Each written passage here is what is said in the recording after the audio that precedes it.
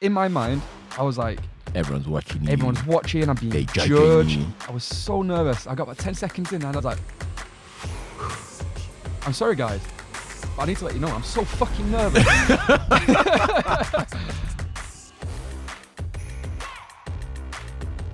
Right. Good afternoon, ladies and gentlemen. Welcome to episode 7 of the Real and Raw podcast. You're with your host, Paul, no more Fearless P, and Kyle.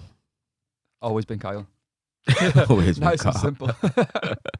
Right. So on our last episode, we touched on the effects of social media. Mhm. On this episode, we are going to be touching on why trying to be more social is important. Mhm. The reason why we want to touch on this subject is everything you do, business, life, relationships, it's all about interactions with people. It's all about talking and being social. So this is why we think talking about this subject is important. And I've got a very good question that I would like you to answer at the end. Mhm. The question is, Okay, let's go. tell me a time when you was in a very socially awkward situation, how you came out of it, and how did it make you feel? All right. Do you know what's funny? One popped to my head instantly, and it's good. It's a good So, one. It's going to be saved until the end. I'll remind you of the question at the end anyway. Yep, may need to remember it, reminding of it. So, Right, so the first question I've got for you is it important to be social? I think it's incredibly important to be social, and more so than people actually realize. In fact, I don't think a lot of people realize how important that is important at all. Because Tell me about it. you think that you can just get by, and this has been me before as well, by the way. And me. You think that you can just get by in life without any sort of conscious thought towards, how being social. But the second you start to treat being social as a skill and implementing it as a practice that you do regularly, it will have such a huge impact on every aspect of your life. Like you mentioned at the beginning, business, like friendships, relationships. It just opens so many more doors, and communication becomes a lot easier and a lot better. So I think it's very important. Well, I couldn't agree with you more. Yeah. I could not agree with you more. Everything you've said is exactly what I think. In the past, we all felt like we could stay in our own box, stay in our own little circle and get by in life. Mm-hmm. But the more you grow as a person and the more you want to develop certain areas of your life, the more you realize that you've got to bring other people into your world and you've got to allow yourself to be in other people's world as well. For sure. We all think we can go through school and just, keep our little group of friends from school for the rest of our life and everything's going to be just fine, but it doesn't work like that. It doesn't. Not in the real world anyway. Or it can do for some people, maybe. But even for those people, I would say that you're going to have a much better quality of life if you practice, and I'd say it as a practice, if you practice being more social. Excellent. Right. The second question I've got is, what are the benefits of being social? The benefits of being social? Yeah. Well, if you're a single man out there, the benefits of being social for sure will get you a lot further in the dating market. Okay. Could you give us an example? Yeah. So if you used to practice socializing regularly, so let's say in this case, approaching people, I'm not talking girls, if you used to approach people regularly and, create because there's approaching someone and saying like, hi, and then walking off, like, it might be uncomfortable. Maybe that's a good start, but anybody can do that. It's about approaching and trying to create a conversation, a communication, and and a meaningful one if you can. And the more you practice that, creating meaningful, short, meaningful interactions with people, men or women or whoever, is then going to gradually become much easier approaching women. I mean, this isn't a dating episode, but it's going to become, it's just going off the back of what I just said. It's going to become much easier to approach women and hold a more normal conversation, which is, I think, what happens is that we lack a lot of that in approaches to girls as guys. Yeah. You know, we go up and we get a bit awkward, but if we actually knew how to communicate in a normal way and easily as well, or got good at it, should I say, because it's never going to be easy, you just get better at it, then you're going to get a lot further. I completely agree. I would also like to add that when we talk about being more social, we understand that it's awkward and scary. We're not here telling you, yes, easy, just do it. No, we understand that being more social is awkward, it's scary. You're putting yourself out there. You're putting yourself out there to be rejected. And that's always a scary thing. However, the benefits of being social are so much more than what you lose from the rejection or whatever else. So the question was, what are the benefits of being social? Number one, business. Me being a businessman and having been in business for 15 years, every contract I've had and every step that I've taken, I've needed the help of someone. I've needed someone to believe in me. I've needed someone to listen to my idea, and you know, I've needed to be able to put that idea across. Communicate it. Exactly. And I've only been able to do that through learning how to be more social, learning how to interact with people, learning how to be in places where you have to be social in order to even operate in that environment. So it's extremely important for business, relationships. Again, all the relationships I've been in, you've needed to talk to someone, you've needed to communicate your masculine energy, you've needed to communicate your interest, you know, which is a scary thing, communicating interest to a woman, you know, and that's how you've been able to get in these healthy, productive, life-changing relationships, again, with friends. Even when me and Carl met, I remember I came in, I was already in the hotel, and then he came in, and we just got chatting straight away. And instantly. That was... Instantly. And as soon as we got chatting, we were like, what are you doing tonight? I was like, nothing.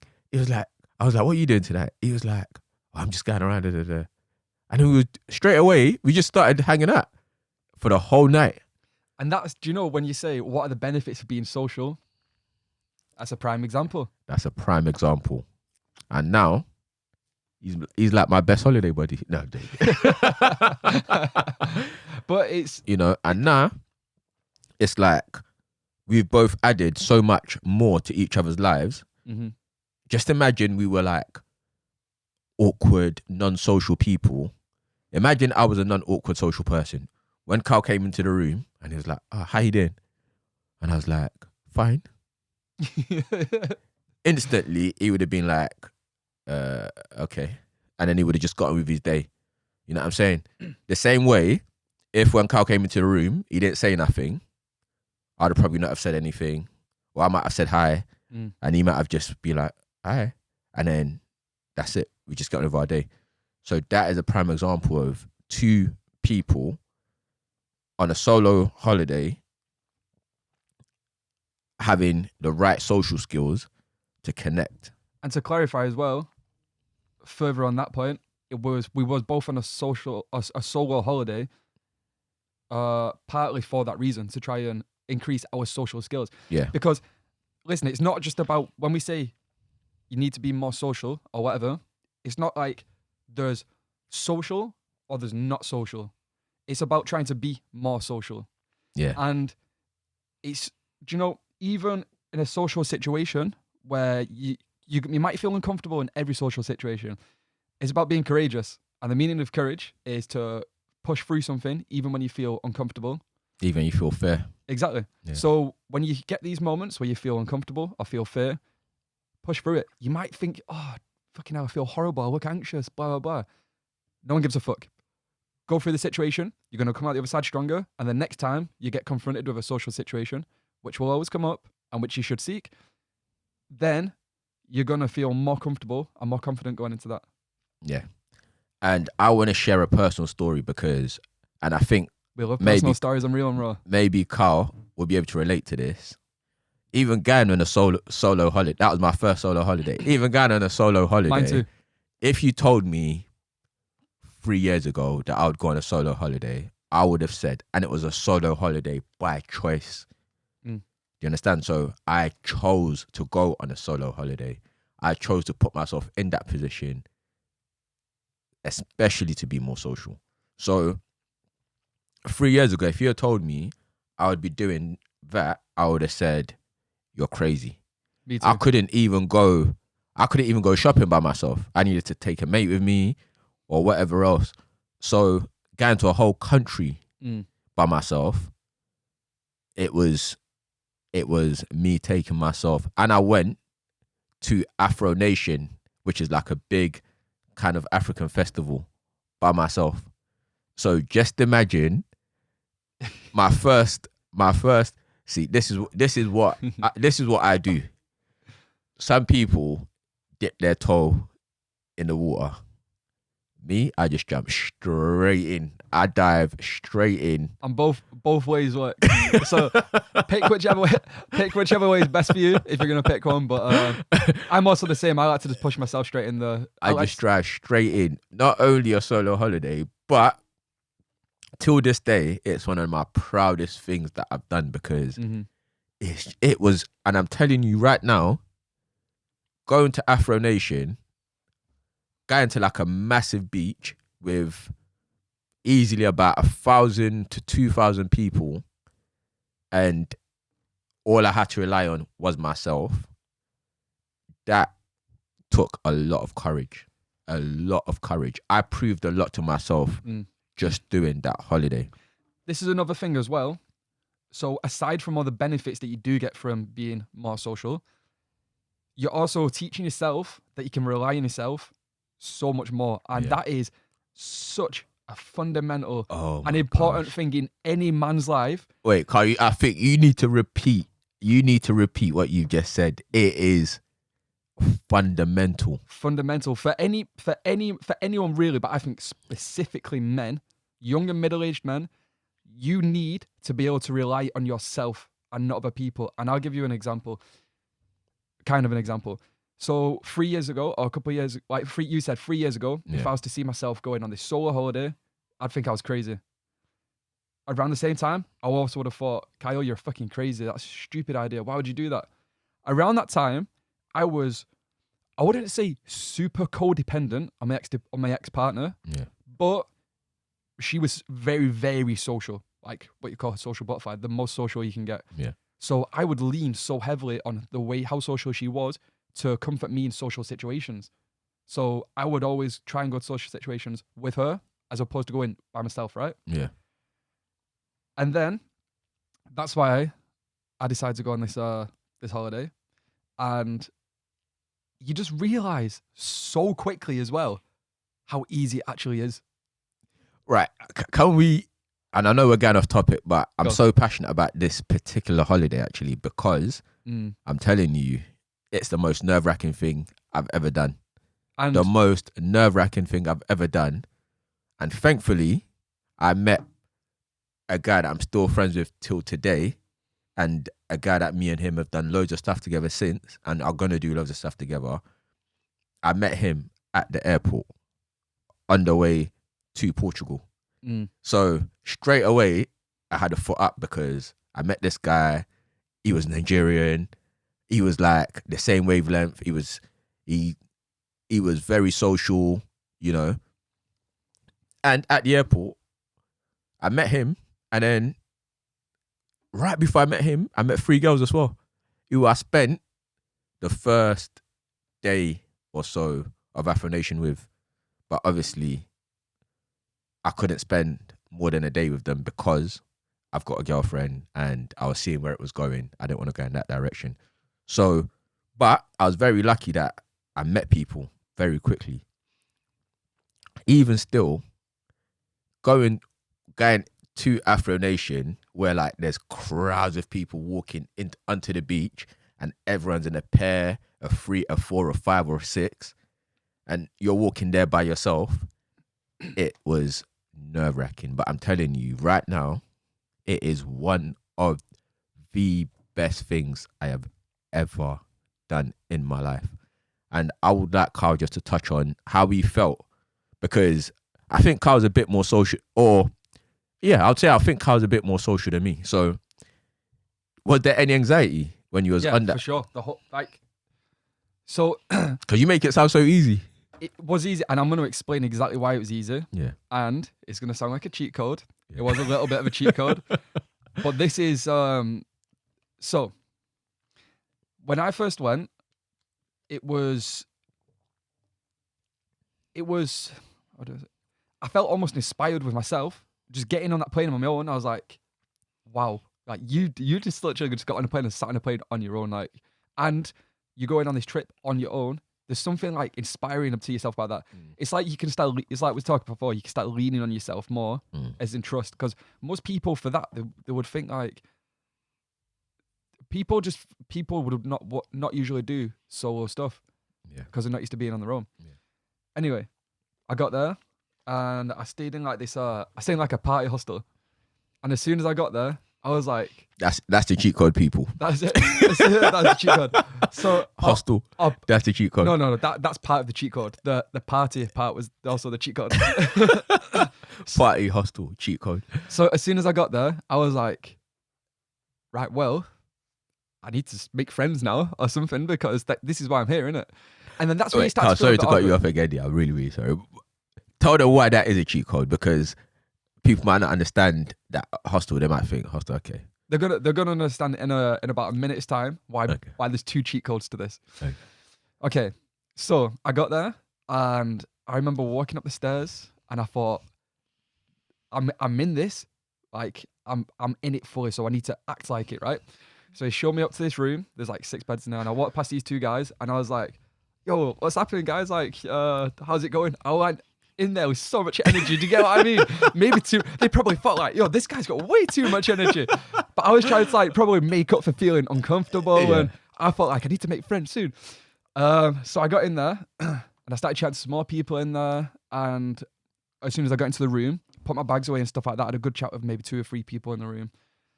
And then I thought I need to go and like, do something. So I went and I went down the street to the beachfront, and I went down and sat down at this little bar on the beach. And do you know what I did? What? I got myself a beer.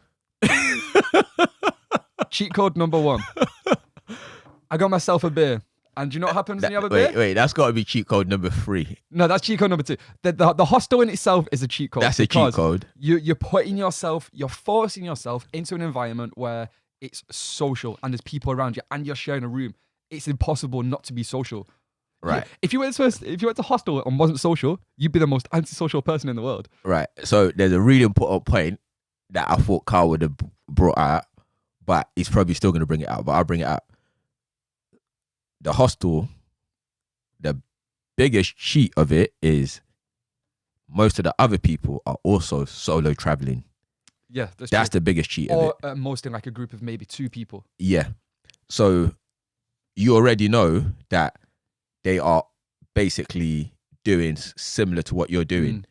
So it's easier to be social because people are there. Like-minded people, and they are there to socialize also. So that's why hostel is a cheat code in a way. So there's a couple of cheat codes. Cheat code number 3. What's the drink? The drink. It makes things so much easier. So I had a couple of, beers, a couple of bevs. Went back to the hostel, and those 2 guys that I remember those 2 guys that I bumped into. They were from Canada, and I sent them on the way back, and I was like, yo, where you going, guys? I'm even, I'm a little bit more like perked up now because I come up in. Like, where you going, guys? What we're doing? And these guys are probably thinking again, this guy's got way too much energy. So we end up going for some food, right? And I shit you not, we went for some food, went back to the hostel, went to the roof because they had a bar, had a couple more drinks. Then everybody else from the hostel starts coming up for a couple more drinks and stuff like this. By 9 o'clock at night, everyone in the hostel was up on the roof having a drink, right? So everyone's mingling, we're getting to know everyone. Drinks are there. It's easy. This is where the magic happens. The next day when you wake up, like with a stinking hangover, which you do, everybody already knows each other. So you've just gone from being a person completely solo on your own, going to this unknown place, to waking up in a bed the next day and knowing like 30 people in the place. Yeah. And then it kind of just like continued from there. You get to know these people over the next 3-4 days, however long you stayed there. And there's a couple of people that I built some pretty good relationships with. There was an Australian guy, got along really, really well with him. So we're still in contact, still speak now, good friends. So this is an example of why being social can get you so many things, like, or has so many benefits, because through that trip, there's maybe one or two. So through that trip entirely, I would say there's my friend Cameron from Australia and you that I'm still in contact with. Now, these are relationships that are going into the future that I'm gonna, for sure, have continuous social interactions with. That's just from a week holiday. The benefits are there already. The benefits are there. Imagine doing this all the time. Yeah. Not going on a solo holiday all the time, but implementing the same thing, approaches. Now, want to make it clear that one of those things in there was a cheat code. I wouldn't recommend going drinking alcohol every time you socialize. Right. The secret is to be able to do that without alcohol. That's when you're really, really, really developing yourself. Yeah. Now, Afro Nation, I relied heavily on alcohol. Heavily. Like, every time I was driving from my hotel to Afro Nation, as soon as I got off, as soon as I parked my car, I would just drink loads. So I'm literally like drunk. Even like as soon as I get out of the car, I'm like tipsy. So I kind of forget that, oh, I'm here by myself kind of thing. So I relied heavily on alcohol. But I think at the point that I'm at now, because I'm doing 2 solo holidays this year, again, by choice, at the point that I am now, I think I could do exactly the same thing without alcohol. Now, let's keep it humble.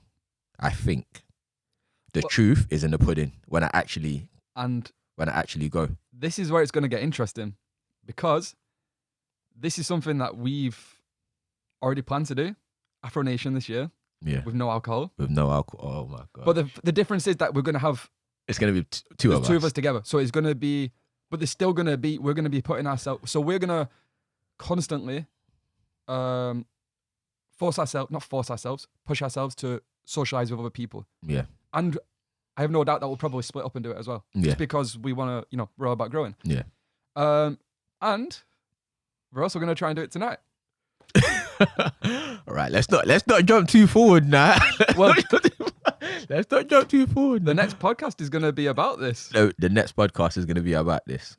Right, so that's our personal experiences of why being social is to me, and from what Kawa said also, absolutely crucial to you getting to that next level in life.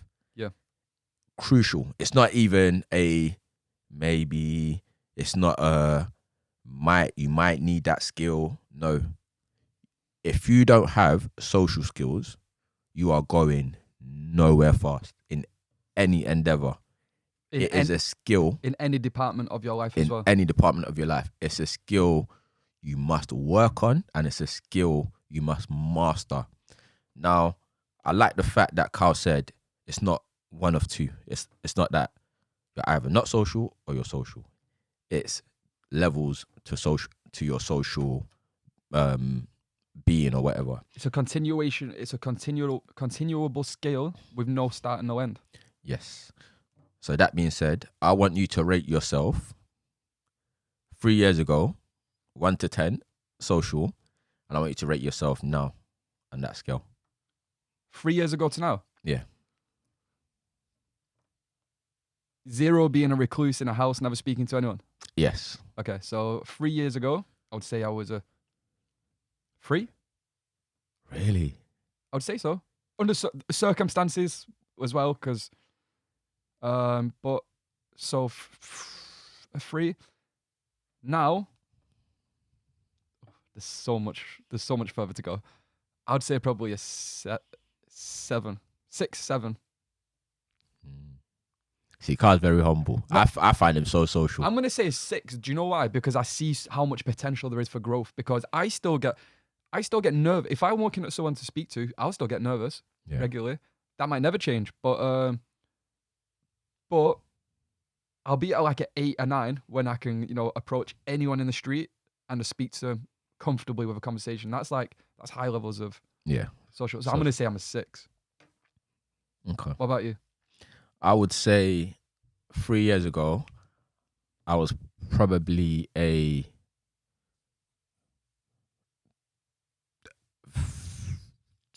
3.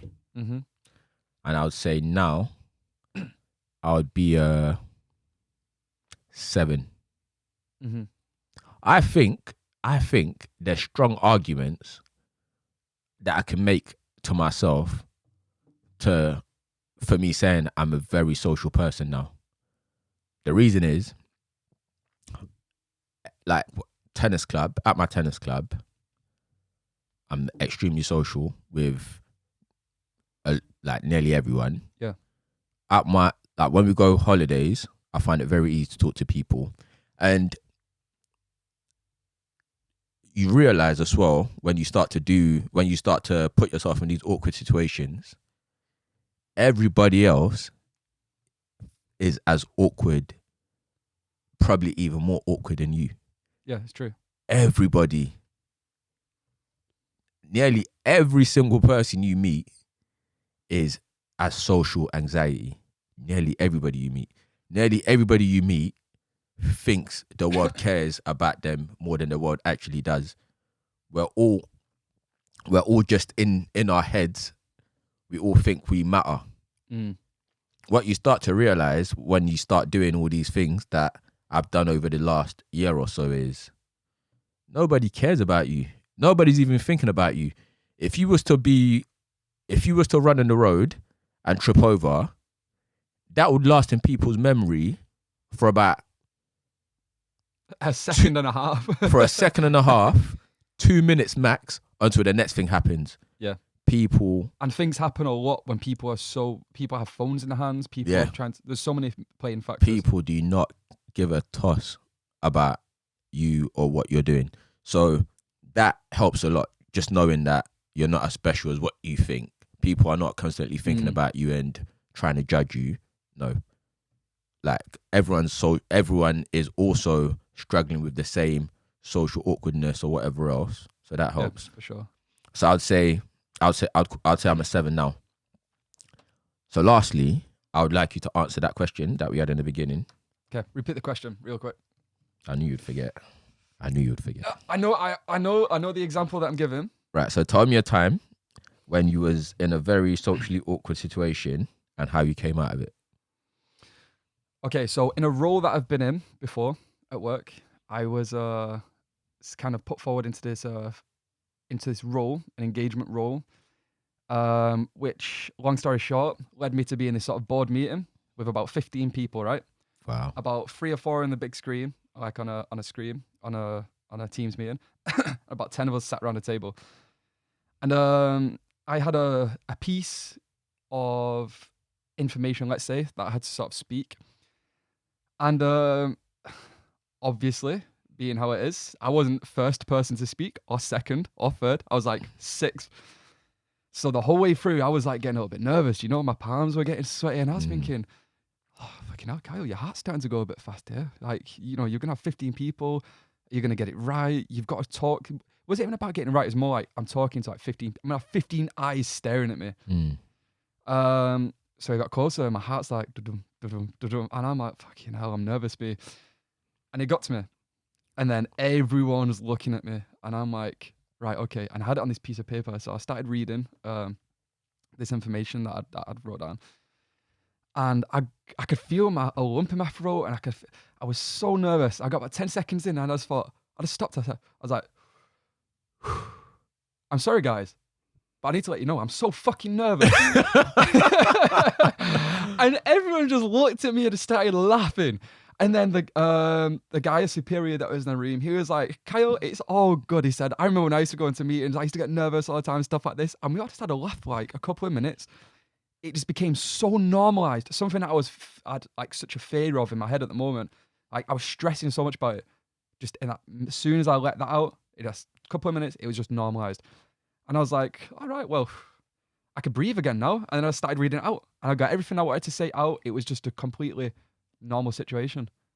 So that's one situation that I've got through. And it just shows how much, like, in my mind, I was like, everyone's watching you. Everyone's watching. I'm being judged. You. Yeah, like, what are they going to think? In reality, as soon as I said, like, I'm fucking nervous, these guys I could tell that everyone in the room was thinking, fucking hell, that was me 10 seconds ago. Or I'm nervous to say what I need to say next. Do you get what I mean? Yeah. Going back off what you was just saying a minute ago, everybody's fucking nervous. Everybody relates. And you'll find as well that when you try and socialize with people don't usually tell you to fuck off. People hardly usually ever. Hardly ever. Even in like, I mean, there's different levels of friendly places, but even in the UK, people say a lot of people in the UK, I'm friendly. I've tried this so many times walking up to people on the street and just like maybe starting a little conversation, saying hi and stuff like that.